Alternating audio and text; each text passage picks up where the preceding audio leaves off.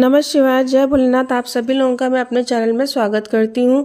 और अगर जो आप इस चैनल पर नए हैं तो इसको सब्सक्राइब करिए, और वीडियो पसंद आए तो शेयर कर दीजिए, बेल आइकॉन प्रेस कर दीजिए ताकि मैं नेक्स्ट डालने वाली वीडियो का नोटिफिकेशन आप लोगों तक पहुँच सके। तो आज मैं बात करूँगी गुप्त नवरात्र के बारे में। तो जैसा कि आप लोगों को पता है, 10 तारीख से गुप्त नवरात्र शुरू हो रही है। और हमारी प्रकृति की 5 प्रमुख देवियाँ लक्ष्मी, सरस्वती, सावित्री और राधा, ये 5 प्रमुख देवियाँ कही गई हैं। तो जो माता दुर्गा हैं, इन्हीं की 10 महाविद्याएँ हैं जिनकी हम गुप्त नवरात्र में उपासना करते हैं। तो जो भी कोई विशेष मनोकामना होती है उसके लिए विशेष उपासना का अनुष्ठान किया जाता है। जैसे कि हमारी कोई ज़मीन जायदाद से संबंधित समस्या है और हमको लगता है कि हम सही हैं, हमारा पक्ष सही है, तो आप बंगलामुखी अनुष्ठान करवा सकते हैं। कोर्ट कचहरी मुकदमा कुछ है और आपको लगता है कि आप बिल्कुल सही, बंगलामुखी का अनुष्ठान किसी योग्य ब्राह्मण के नेतृत्व में आप करवा सकते हैं। और कोई धन संबंधी समस्या है तो आप माता कमला का अनुष्ठान करवा सकते हैं। तो मेरा महाविद्याओं से रिलेटेड बात करने का बस यही मतलब था कि गुप्त नवरात्र में महाविद्याओं की उपासना होती है, इसीलिए मैंने इसकी बात की। लेकिन मेरा इस वीडियो को बनाने का उद्देश्य है सिद्ध कुंजिका स्तोत्र, इसके बारे में मैं बात कर रही हूँ कि यह अपने आप में सिद्ध है। कुंजिकाकार चाबी होता है या मंत्रों की चाबी है। तो कलयुग में आप लोगों को पता, मोस्टली पर्सन परेशान है, लगभग सभी के जीवन में कुछ ना कुछ समस्याएं हैं।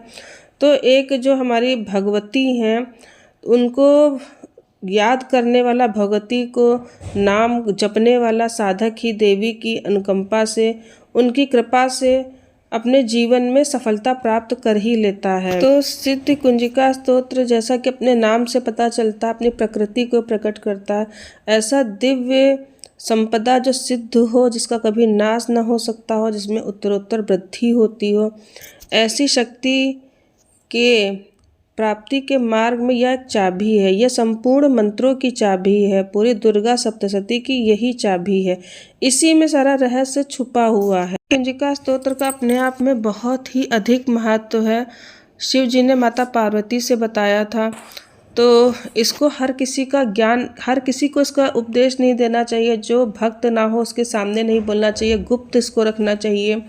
और अगर जो गुप्त नवरात्र में आप इसका पाठ कर रहे हैं तो संकल्प लेकर ही पाठ करिए, जितने कर रहे हैं। तो अगर संकल्प लेकर पाठ करें तो आप माता के सामने हाथ में जल, अक्षत, फूल, सुपारी लेकर ये कह दीजिए, माँ जितने आप पाठ करवा लें। ऐसा नहीं बोलना चाहिए कि हम 9 पाठ करेंगे, 10 पाठ करेंगे, 21 पाठ करेंगे। इस तरीके से हमको इसका पाठ अपनी तरफ से नहीं बोलना चाहिए। संकल्प में ये कह दीजिए, माँ आप जितने पाठ इसके करवा सकती हैं। शुरुआत हमेशा कम पाठ से ही करनी चाहिए। अगर शुरुआत में आपने 2 पाठ का संकल्प लिया, 5 का, कम से शुरुआत करनी चाहिए। फिर धीरे धीरे आपको अपनी साधना बढ़ानी चाहिए। इकट्ठे नहीं, आपको 11, क्योंकि इतना पावरफुल ये स्तोत्र है, इसकी शक्ति स्वयं मैंने देखी है। तो शुरुआत हमको कम से कम करनी है, 2 से 5 से धीरे धीरे आपको अपनी साधना बढ़ानी है। ये नहीं कि जोश में आकर आपने 11-21 चालू कर दिए हैं। तो हमको पाठ इसका कैसे करना है, अब हम इसकी बात करेंगे। किसी भी महीने की अष्टमी से आप शुरुआत कर सकते हैं, शुक्ल पक्ष की अष्टमी हो। और अगर जो आप पहले से ही माता दुर्गा के साधक हैं, आप पूरी दुर्गा सप्तशती का पाठ कर चुके हैं, हर नवरात्र पे करते हैं, तो आप इसके 9 पाठ रोज कर सकते हैं। 9 कर सकते हैं, 11 कर सकते हैं। और ध्यान रखना है ये कि आपको माता का विशेष भोग कुछ उनको चढ़ाना है, भोग अवश्य लगाना है। और क्या इसकी टाइमिंग के बारे में बात करते हैं। इस स्तोत्र को संधि काल में पढ़ना चाहिए। जैसे कि किसी तिथि का जो समय काल होता है 24 घंटे का होता है, उसमें यदि प्रातःकाल तिथि परिवर्तन सुबह 7 बजे हो रहा, तो पाठ को शुरुआत आधे घंटे पूर्व यानी 6:30 बजे से हमको शुरू कर देना चाहिए। आधे घंटे तक में यानी 7:30 तक इस स्तोत्र का पाठ समाप्त कर लेना चाहिए। यही काल जो है संधि काल कहलाता है, समय संधि काल कहलाता है। और ये बहुत पवित्र माना जाता है। या तो आप ऐसा भी कर सकते हैं कि इसका समय बना लीजिए कि अगर जो आप सुबह 6:30 बजे कर रहे हैं तो हमको 6:30 बजे उसी समय पर ही करना है, ठीक है। तो समय का भी हमको ध्यान रखना है, कितने पाठ करने इसका भी हमको ध्यान रखना है। और इसका विनियोग एक होता है, वो हमको अवश्य करना है। आचमनी से विनियोग पढ़ते हुए आचमनी से हमको जल जमीन पर छोड़ना। विनियोग में बताए दे रही हूँ। श्री गणेशाय नमः। ओम अस्य श्री कुंजिका स्तोत्र मंत्र से सदाशिव ऋषि अनुष्टुप छंदा श्री तिरुगुणात्मिका देवता ओम ऐं बीजम ओम ह्रीं शक्ति ओम क्लीं कीलकम मम सर्वाभीष्ट सिद्ध्यर्थे जपे विनियोगा। ये बोलते हुए जल को जमीन पर छोड़ दें और उसके पश्चात एक सामान्य पूजा गणेश जी की पहले कर लीजिए। उसके बाद आप सिद्ध कुंजिका स्तोत्र का पाठ चालू करेंगे। उसके बाद आप विनियोग करेंगे। उसके पश्चात आप पाठ शुरू करेंगे। तो आपको जितना मन में संकल्प हो पहले माता से बोल दो कि मैं इतना करना चाहता हूँ, और बाकी माता आपकी मर्जी, आप जितना मुझसे करवा लो। ये शब्द भी आपको बोलने हैं। हमको अपनी मर्जी से कुछ नहीं करना। माँ जो भगवती जैसा चाहती, जितने पाठ चाहती, हमको उतने पाठ करने हैं। और एक चीज़ और मैं कहना चाहती हूँ कि अगर जब आप पाठ कर लें तो ज़मीन पर जल छोड़कर उस जल को अपनी आँखों से ओम इंद्राय नमः ओम शक्राय नमः बोलकर आँखों से अवश्य लगा ले, ताकि जो आपने पाठ किया है उस पाठ का फल आपको ही मिले, इंद्र ना उस फल को कहीं चुरा ले। और दूसरी बात ये, इन्हीं जो गुप्त नवरात्र होते हैं या जो प्रकट नवरात्र होते हैं, इनमें सच्चंडी का आयोजन भी किया जाता है।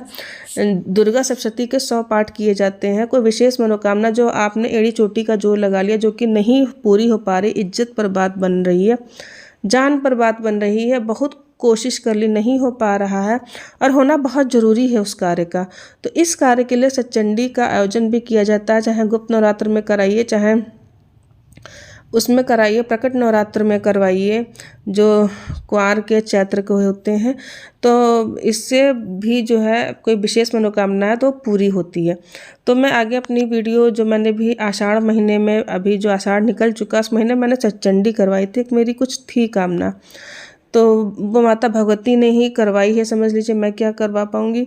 तो मैं उसकी वीडियो लगाए दे रही हूँ।